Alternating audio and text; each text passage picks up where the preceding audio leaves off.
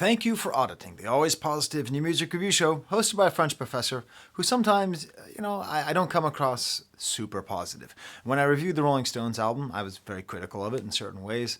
And one of the things I emphasized is that, there's a lot of great rock and roll that's being made out there, made by young people, vibrant people who have something to say, something to prove. But I didn't really give any examples, which was kind of goofy of me, seeing as I review so much rock and roll. But in case you are a holdover from that video, here is an example. Geese, with their EP 4D Country. Now, I call it an EP, and it is an EP, but it's a new kind of EP. First of all, hey, record industry, what's up? Long play, extended play. Long and extended are synonyms. Anyways, EP, meaning a shorter album, is a term that applies to this 20-minute piece of music, but really what it is, it's a part of this new trend, which I call DLC. So DLC is downloadable content. It refers to video games where they sell you a video game and then they sell you more of that video game later. And it's a very controversial practice, practiced especially by so-called AAA game companies.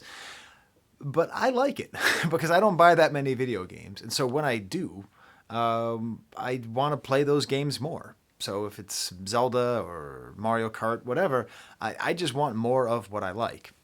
And with music, it's a particularly fascinating thing that's happening. And there's 2 or 3, I don't know how many I have here. I don't edit my videos. So there's 2 to 4 good points I'm going to make here about why DLC is so great in general and why this DLC is so great in particular. Number 1, it prevents bloat. So the reason that albums are so bloated is that the Migos discovered with their album Culture 2, and then Drake reinforced with every project he's ever spat out, or vomited out, depending on the project, the more songs you have, the more streams you get, the more revenue you make.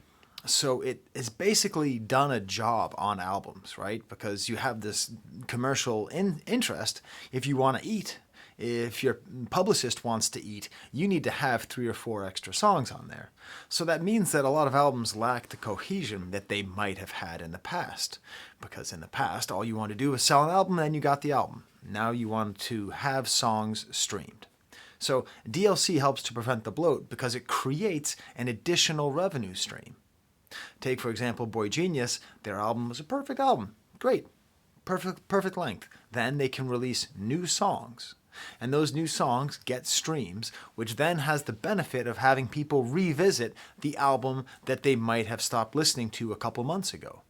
So it has this ability to remind you of the thing that you liked before, which is exactly what DLC does. Every couple months, Mario Kart comes out with some new tracks, and I play them, and then I go back and I play the other tracks. I remember, whatever, Wario's Mountain.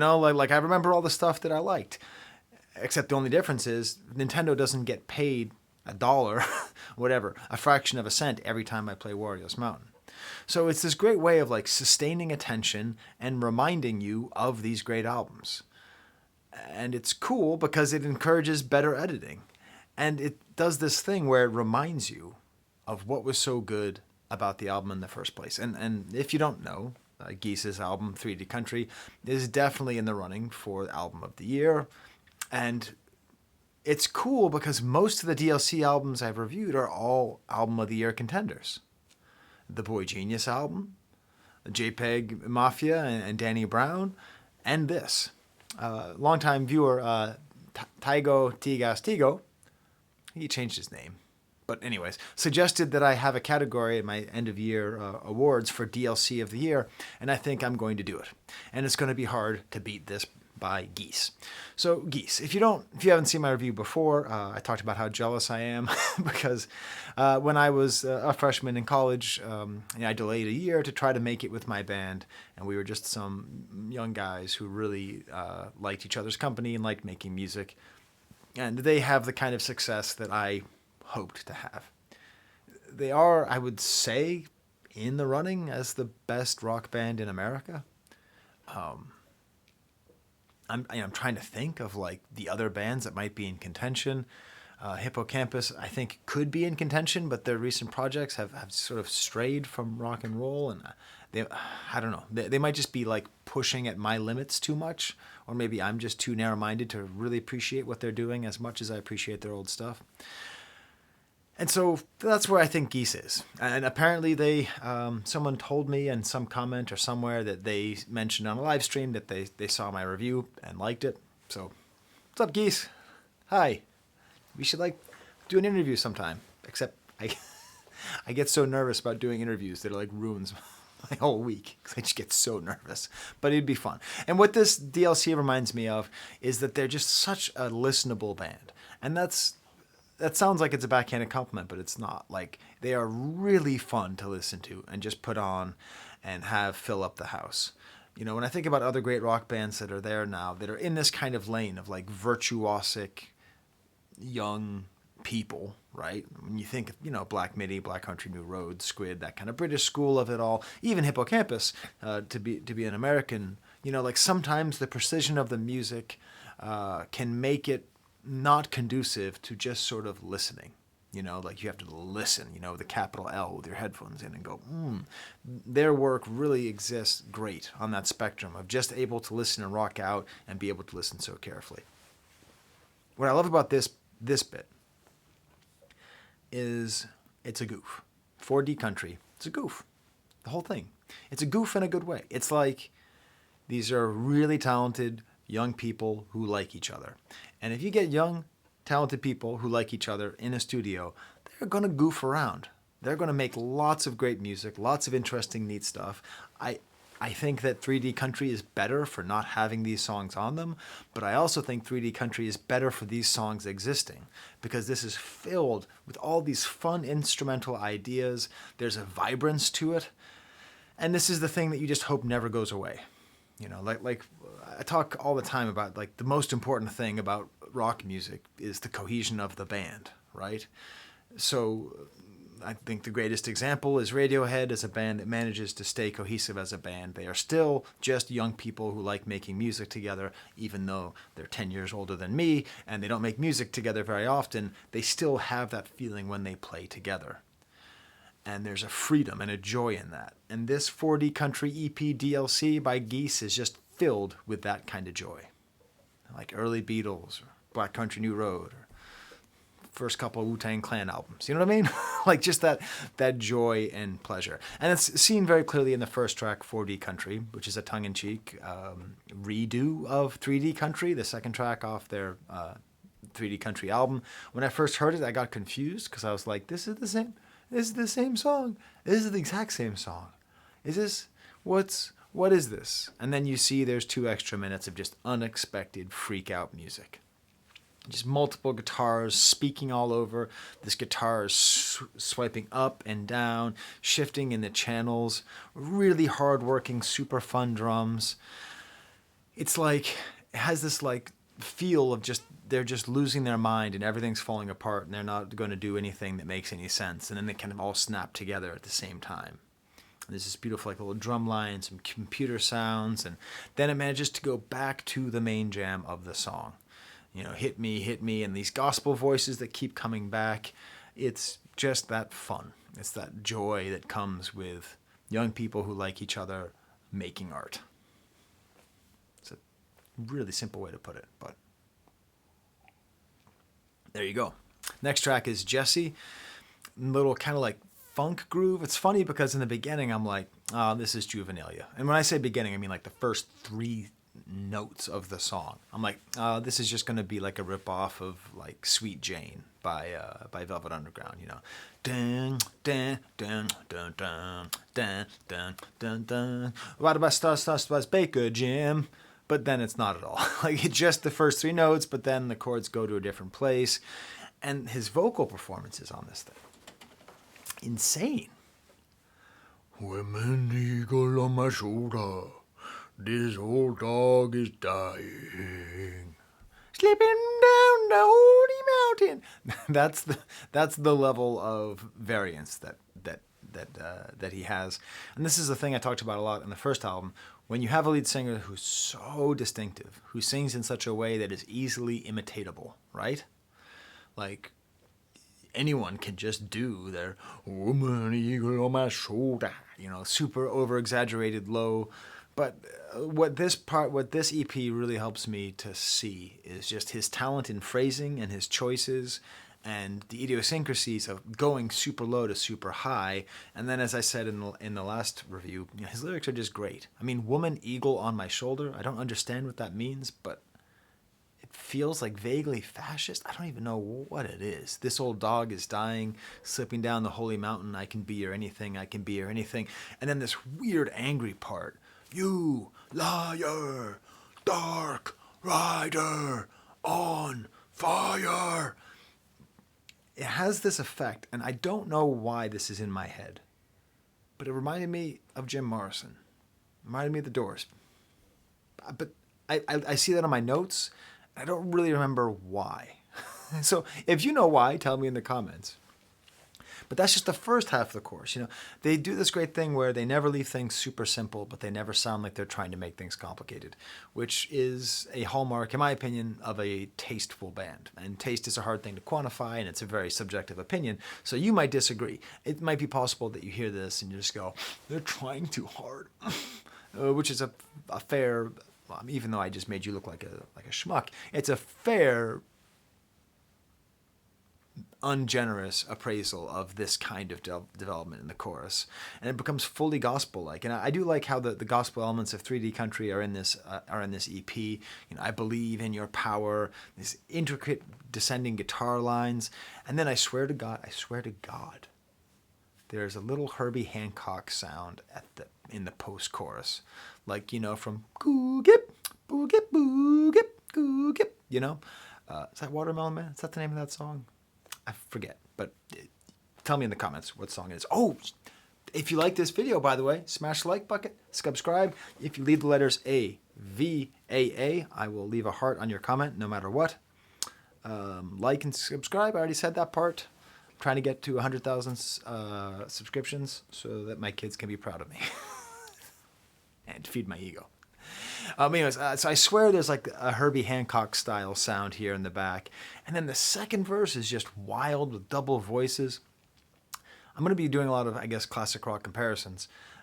That's another thing that I mentioned the last album, that they have been called dad rock. I just think that's unfair. I just think just because if you like rock and roll, you like this music, doesn't mean that it's irrelevant or old. And this verse reminds me more of Frank Zappa, the way that he's singing this. And I don't know, there's just so much going on here, so much happening in all of these songs. Okay, The Art of War is the next track. This is an EP, right? I'm supposed to be able to talk about this quickly, but I can't help it. Also, I got all these mean comments on my Rolling Stones videos saying that I move around too much. Part of the issue is I'm in a whirly chair in my office. I don't have a whirly chair at home, so, Art of War. So this whole thing's produced by James Ford again. And I don't know if he's the one to credit for this song or just how well produced it is. It's so beautifully produced. It's like a little jewel box. I don't know. It starts off with this like winding up sound, and the drums get caught up, and there's like bongos and like a tambourine. And I want to tell you a story about, eventually I'm going to start it's true. I'm going to start a parenting channel. Professor Skye's Parenting Tips or something like that, because I'm a good dad, and I think I have some good ideas. And right now, I'm by the way, if you have a teenager, by the way, the only thing you need to do is learn how to play the same video games they play. That's the first step of parenting. That's like 60% of the work you have to do as a parent. Okay.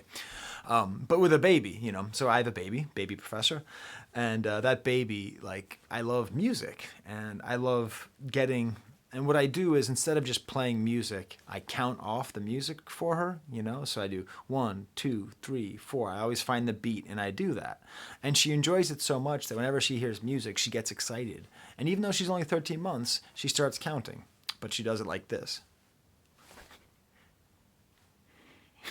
So she hasn't figured out how to do that yet, but music comes on, and it's a good litmus test for how much of in the parlance of our times, how much of a bop a song is, how a baby who loves rhythm and loves hearing rhythm reacts, And so it's fun because, it's a fun way to get babies to understand music on some kind of deeper rhythmic level, So,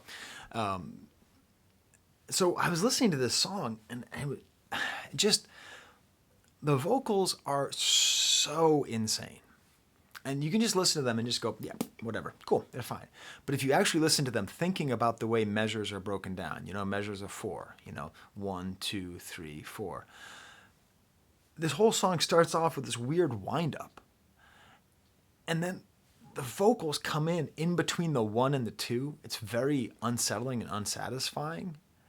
And he sings this entire first line, "Find me blown apart," an unsettling line. And it's in between, it starts in between the 1 and 2, and it ends by the 3. So, find me blown apart. And then there's this like bass and guitar sketchy bit for 3 whole measures. 3 whole measures. And then this vocals come back on like the 5th measure, again in between the 1 and the 2. Pick up the pieces, but now instead of cutting it short, the pieces last the rest of the measure. Pick up the pieces. And then stitch yourself a monster. And then there's a pause for another couple beats. And then just throws in baby. So you can just read the lyrics as "Find me blown apart, pick up the pieces, stitch yourself a monster, baby." Simple enough idea. There's a simplistic anti-war perspective in this song, but in the world that we're living in with all this war, let's have more anti-war songs, okay? War's bad, okay? Let's have more songs like that. But just the way all these lines are put together rhythmically, it's great. There's great like post-chorus drumming here, just instrumental insanity. And there's like the second half of the first verse changes pace. Like he starts singing more regularly, which creates a whole different rhythm. And then this chorus is this release. "Oh, my aching heart, pick up the pieces. I'm in love with your frozen heart." And this whole cartoonishly bombastic part. Which I'm going to be honest, I don't like that much as a music critic. But as a dad, I enjoyed the hell out of this because my baby was sitting there and I go, she was laughing. So, hey, this is what I'm talking about. This is fun. You get the sense that the band is having fun playing this music and they're making it. And it's just a little DLC, it doesn't have to be up to the spec of everything else. And then just leads into the second verse with this "well," and then a reference to Kissinger, which Kissinger is a very complicated person, like 90% super evil, 10% positive, and that 10%. I'm not going to discuss Kissinger here, but it's a complicated idea. More again, kind of Frank Zappa style talking with this very great musical precision, and a crazy instrumental outro, like some faux guitar shredding and more of the leading up to "Killing My Borrowed Time." This was the song which got the most Baby Professor. Baby Professor was jamming to this song, okay? Because it's almost like they were trying to do their own version of La Bamba. It's like okay, well, that was "Stand" by R.E.M. But La Bamba, It has like a Casio Latin rhythm to it. This sounds like a song that is played in... This sounds like a great song that you're mad got ruined by a bad indie romantic comedy. Okay? I'm like full Ro Ramdin territory here. But you know what I mean? like it's a song, it's like some annoying movie starring Adele Chanel, and like this song is in it, and everyone loves it. And you're like, damn it, I liked this song before it was in that movie, But it's great because even though it's like this cool pop song, it's still right along that line of never overly complicated, but never too easy. It changes before the end of the first verse. Nice, catchy, weird chorus of "I'm killing my borrowed time." The way they use these gospel vocals so sparingly, at times you don't even notice that they're there. Beautiful little acoustic guitar thing in the post-chorus moment. And then the outro, there's like a little fun jam with like a little wah guitar and oohs and falsetto. I wrote in my notes I had to try to describe the guitar solo, but I'm not going to get there. I mean, it's like got this like strong, clean, probably Stratocaster sound, and there's like all this tinkling behind and these gentle sounds in the back, and then it becomes probably my favorite part of the whole EP DLC is it gets discordant at the end. Like these 3 notes, that are a little bit out of tune and rhythmically interesting. And this is just one of those little grooves. If it were up to me, I would make a house out of a groove like this, and I would visit there a couple times a day. It's just that kind of groove. I'm poetic today, huh? CJ the Prof. Space Race. Final track. Again, super low voice over this sloppy drum. When I wake you, it will be nighttime, only tunnel, no distant light. And then he does that thing where he goes into super high voice. I swear to God, I'm almost done doing classic rock references. Not done yet, though. This isn't the last one. There's one more after this. The way that he sings in this high voice reminds me strongly of Mick Jagger's female voice in, is it Oh Doctor? What's the song off Beggar's Banquet? Oh Doctor, please help me, I'm hurting. Like this kind of like exaggerated southern high voice. There's a pain where there once was a heart. I'm just trying to remember what the name of the song is. I think it's Oh Doctor. And the final classic rock reference I'll make is there's these little Strawberry Field style flute sounds sprinkled throughout the verse here. And I think it's intentional and it's great. And this is the most political song. Rocket ship boys leave their shit behind, turning the wheels of time, making roadkill of all mankind. Age of golden things, only one thing left to buy. My life. So what's cool about this, it's talking obviously about Bezos and who's that other guy? The Generation X guy. Twitter face. Elon Musk. Those guys. And Richard Branson, the guy who does Virgin. All the guys who go up the rocket ship boys, let's just call them rocket ship boys. It's great.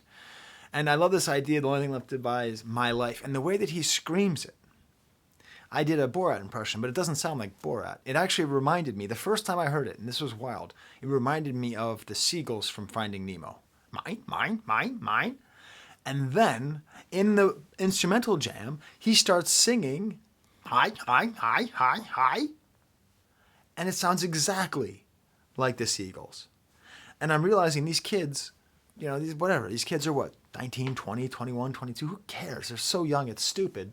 Obviously, they grew up with Finding Nemo, and obviously the seagulls from Finding Nemo are the greatest things in the history of Pixar. You tell me in the comments, name one thing in Pixar better than the seagulls in Finding Nemo. I'm talking about seagulls with Taylor Swift, too, when I get to that review. Now I'm thinking about it. But anyways, stop it now. So the seagulls are these, figures of avarice and greed, right? Because all they say is mine. They're just mine, mine, mine, mine. So it's a funny thing, and it sounds cool, and it's fun and goofy and ha-ha. And I just imagine that they were just jamming and being like, what if I did that? But also, I think the seagulls can be avatars of the rapaciousness of free market capitalism. We can imagine Jeff Bezos and Twitter head there, Elon Musk and Richard Branson. We can imagine them being little seagulls looking at the world going, mine, mine, mine, mine, mine, mine. Right? Am I reading too much into this? I don't know. If I ever get up the courage to ask for an interview, I can ask that. The second verse, again, with this great movement, it gets really emotional. There's an amazing drum fill in here that's just so simple and perfect. There's a fluty instrumental bridge here, some gospel verses, and then just the way that he sings about this. I don't have the money to stand atop the rain and piss into oceans from big satellites of gold. I've only got the money to visit the Swiss mountain and never live to see your ass get old. Then with a southern accent, up into the bright light, I sure hope there ain't no next life. So I don't know who that perspective is from, if it's from Bezos' perspective or if it's from his perspective, but it's a nice, kind of shocking ending to a totally delightful reminder of this great band. All right? I'm totally going to use the Finding Nemo things for my thumbnail, because screw everybody, okay? I like them. I actually, I think I've bought one thing at a Walt Disney park, and I bought a towel of the seagulls from Finding Nemo. The movie itself is really problematic. It's fine. It's good in a lot of ways. Anyways, till next time, there's the camera. Did I say AVA? Yeah. Like my stuff. Subscribe. Thank you, my Patreons. Sorry I don't show your names that often, but I have to record in my office because everything's crazy at my house right now. It's crazy. Baby professor is taking up a lot of energy. All right, there's a camera.